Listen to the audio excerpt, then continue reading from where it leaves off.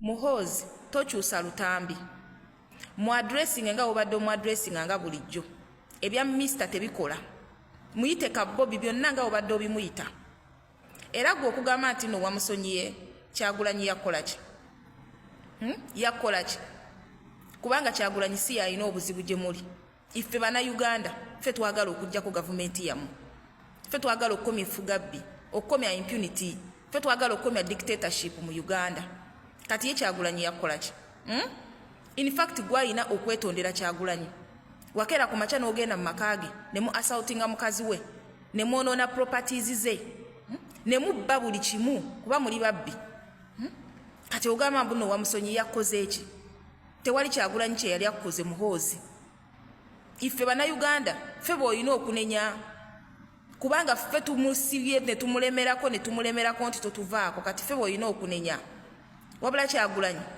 talina kye yali akozeeko kiwulira ekintu ekyo ate gwe Muhoozi nze nkulayirira tolaba nti nno binene weewagaawaga n'obeera ku Twitter olw'okubanga mmwe muyina emmundu okitegeera mmwe muli mu buyinza osobola tweetinga buli kimu ky'oyagala naye gwe ne kakutanda n'olengera Kyagulanyi ng'obadde otudde mu katebe n'akugwako bugwi ng'otudde mu katebe ko oli awo olirakisinze weesigamye gakuyitamu agenda okutuukako gwe Muhoozi Kyagulanyi nga gakuyiseemu dda aba teyeetaaga wadde n'okukubako oluyi tolaba nti weewagaawaga kuba engeri gy'okolamu tweets zo ziragira ddala omuntu ali very coward bw'oba omusanze physically nga talina bimwewagisa mundu nga tolina byakuttisa Muhoozi kano ka Bobby ne kakusanga nga oyina wootudde ne kakugwako bugwi osobola okwennyamira bagenda okukutuukako nga weeyononedde dda lwakano ka Bobby bino si byakugamba nti no kusudiya sisudiya bagayizi gwe wenna ndaba sisudiya ne Muhoozi naye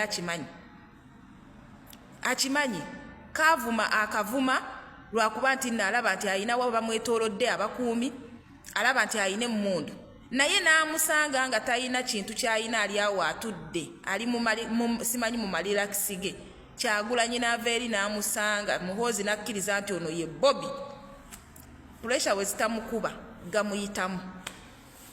gamuyitamu era bino bye mweyogeza mbu simanyi wamusonye tolina kyo wamusonyiye omusajja akyabalumya mutwe omusajja yabakunamizza ate buli kaseera ayongera okubakunamya mugamba muyina ebitongole ebikessi bikola ki oba tugambe nti nno yali naye mu control half of it namwe muli mu control half of it ey'abakessi bamu tetugenda kussa mukono wansi Muhoozi tugenda kugussa nga tumaze okuvuunika kigavumenti kyammwe wansi teri kirala tetugenda kussa mukono wansi tugenda kulekeraawo kubyogerako tetugenda kulekeraawo twatandika dda tetusobola kukoma wakati duno olugendo tulina okulutuusa gye lulina okutuuka nga tuvuunise kigavumenti kyammwe oba kitya oba mutuuse bameka oba ffe tunaaba weetuli oba tunaaba tetukyaliwo naye tekigenda kukoma kati twatandika dda tetusobola kukoma wakati duno olulimbi tulina okulugusa gye lulina okukoma nga tuvuunise kigavumenti kyammwe ku ttaka security alert. Njala mota mire wano Jerusalem Sarakanda naho mutabani wa Muhoozi Kanyarugaba saako ne Museveni anenga kwali buno bakanjira busindika nga bwa security alert oluvanyuma lw'okukola video ez'omujjirano weekend ngangezako ku exposinga system kunaku linasembi y'okubeera nabagambye nti bakola ebbaluwa nga bagenda okukola ekibiina kya national platform ne mbagamba bujja kuba tebunnaziba lunaku olulala nga bakigambye nti kifu era bavudde ne bagamba nti ekipapula kifu naye ate mu meeting bali nayo nga akallo kakagwa Nyando Yosoferi yakkiriza nti obuyinza tubuweeyo tusigale emirembe wano nakkiriza bulungi nnyo naye Salimu Salengo Musumali yagambye tekijja kukola bwe kityo alimu meeting ya tekijja kukola yagambye nti tuteeka okuteekawo resistance tusobola kuwayo obuyinza bwe tutyo wanje tulina okukola tulina okusooka okusanya ekibiina kya National Platform. Eyo meeting yakusanga tulina okusanya ekibiina kya National Platform, abakulembeze baakyo bonna tubasibe, na buli muntu tuteeke fear ne terror mu Buganda, strict fear ne terror mu Buganda. Kati bino mbyogere ennaku z'omwezi 27 omwezi ogw'olubereberye omwaka 2026. Wiiki eno yennyini ewedde nabagamba bapulaninga okukola terror attacks nga basetinze bomb mu regions za Uganda, nga bagenda tematima abantu bijambya n'okusetinga omuliro ku business z'abantu. Kyo nabe exposings kati nakino kanki bagambe. Omuntu yenna kati ali mu kukola terror, kidnaps, red blocks byonna bamuyita General Salimu Salakanda naho ne mutabani mwe Muhoozi Kanyarugaba ne bakola ebintu bino.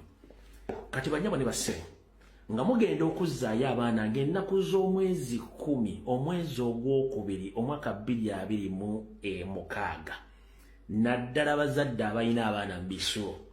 Ebintu bino wammanga mugenda bifeesingako. Mugenda fiirwa abaana bammwe ng'amasomero state egakumako omuliro. Strict mu Buganda ne Busoga. Mugenda fiirwa abaana bammwe state ng'erumba ekola terror ng'ekuba abaana mu live bullet. Nkiddamu zino issue 2 mugenda zirabako. Bagenda kusetinga amasomero omuliro, bagenda kulumba ne mungu baterayizinga abaana bammwe. Sina kina bijambiyo okuyingira batematema abaana bammwe. Bagenda targetinga primary schools as a boarding ne secondary school as a boarding mu Buganda. Kino mu kinoting olw'ennaku z'omwezi 27 mu kinoting mugenda kirabako. Bagenda kuma omuliro ku masomero, bagenda kulumba abaana bakubira live bullet, nga kino kyonna banoonya legitimacy ya kujjawo National Platform okulinkinga nti yereadinga obutabanguko mu Uganda. Nti yegiridinga obutabanguko mu Uganda n'okutta abajjukira Salimu Salibe bibiri nti baali bakola mu nsiko. Yagambye Nyandwe nga bwewandekera obuyinza mu 1980. Kati ebyokuwayo obuyinza nzisibikiriza. Ndekera nkole ekintu kino nga bwe nakikola mu 80. Kati bwe yakikola mu 80 kye kimuli mu ngalo ze. Zonna deployment zemulaba red blocks biki byonna biri under the influence of Salimu Salene terror. Bagenda bakolako terror.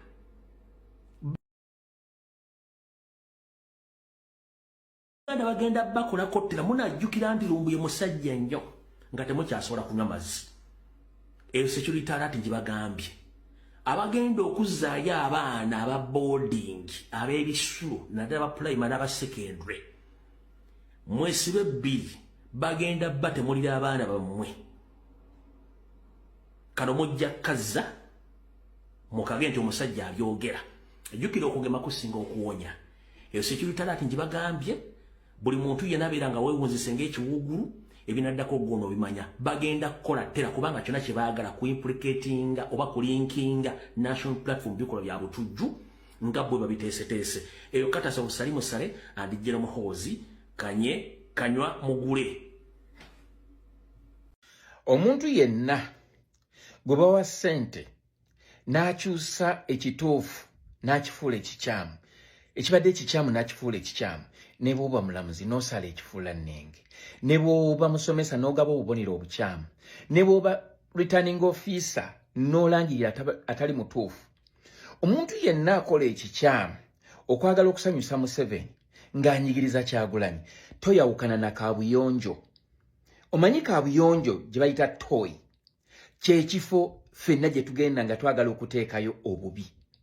Ne kaabuyonjo eyo ne bw'ogula ice cream ow'ebbeeyi n'omuyiwayo era osobola okuflashinga yo nga tefuddeeyo ku kiki oflashinze. Kale omuntu yenna addira ekirungi n'akifuula ekibi, oba n'addira ekibi n'akifuula ekirungi, obanga kaabuyonjo gye bayiwamu ebibi oba ebirungi nga yo tesobola kwawula. Naye ate ggwe n'okugisingako ogisingako kubanga obwongo bwo buba bulina obusobozi okwawula nti kino kikyamu ku kibi. Actually, obanga agenze mu kaabuyonjo n'okwata ekijiiko nga waliwo eyakavaayo n'osena nga bw'owuuta, olwanyisa otya Kyagulanyi ng'ate alwanirira ggwe. Tukyali mu protestive vote. Protestive vote teyaliko date nti nnaku z'omwezi bwe ziti. Protestive vote until we fight and reclaim our victory. Zemtano Mbega Aloysius Matov Jr. and I say all this for God and my country. God bless you.